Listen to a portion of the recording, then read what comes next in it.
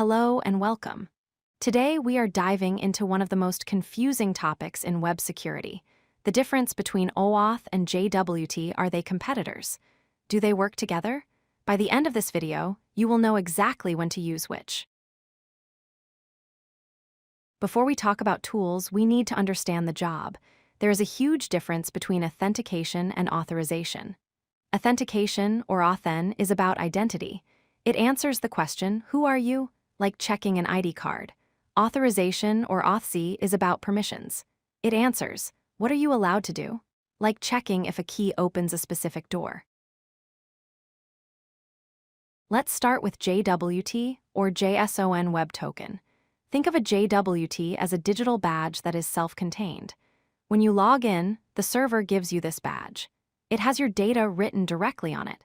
Because it is digitally signed, the server can trust it without looking up your details in a database every single time. This makes it perfect for stateless authentication.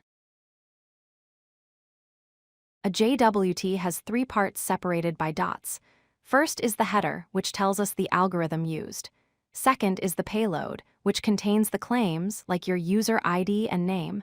Finally, the signature. This is the security seal. It ensures that no one has tampered with the token. If anyone changes the payload, the signature will not match and the token is rejected. Now let's look at OAuth 2.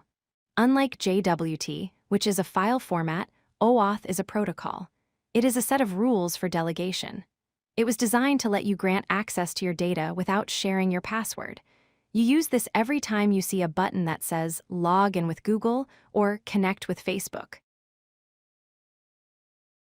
The best way to understand OAuth is the valet key analogy. If you give a parking attendant your main car key, they have total control. That is dangerous, just like sharing your password. OAuth is like giving them a valet key. It only works for the ignition and the door, but it cannot open the trunk or the glove box. It is limited, safe access.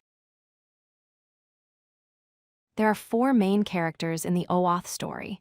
The resource owner is you. The client is the app you are using. The authorization server is the security guard, like Google, that checks your credentials. And the resource server is where your data, like your photos or contacts, actually lives. Here is where people get confused. OAuth is the process, but the result of that process is a token, specifically an access token. And guess what? That access token is often formatted as a JWT, so they are not always opposites.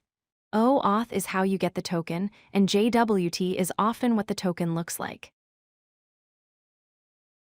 Let's compare them directly. If your goal is simple, stateless authentication for your own API, JWT is the winner. But if you need to access a user's data from a third-party service, like importing contacts from Gmail, you must use OAuth. JWT is about data representation, while OAuth is about the flow of authorization. Ideally, you use them together via OpenID Connect or OIDC. Since OAuth is only for authorization, OIDC adds a thin identity layer on top. When you use OIDC, you get an access token for permissions and an ID token, which is a JWT, containing the user's profile information. It is the best of both worlds. Security is paramount. With JWTs, never store them in local storage where malicious scripts can steal them. Use HTTP-only cookies instead. With OAuth, ensure you validate your redirect URLs strictly to prevent attackers from intercepting your authorization codes. To wrap up, remember that JWT is a token format, while OAuth is an authorization protocol. Use OAuth for third-party access and delegation. Use JWT for stateless data exchange. And typically, you will find them working together in modern applications to handle both identity and access secure. If you like this video, hit that like button and don't forget to subscribe. Visit codelucky.com for more such useful content.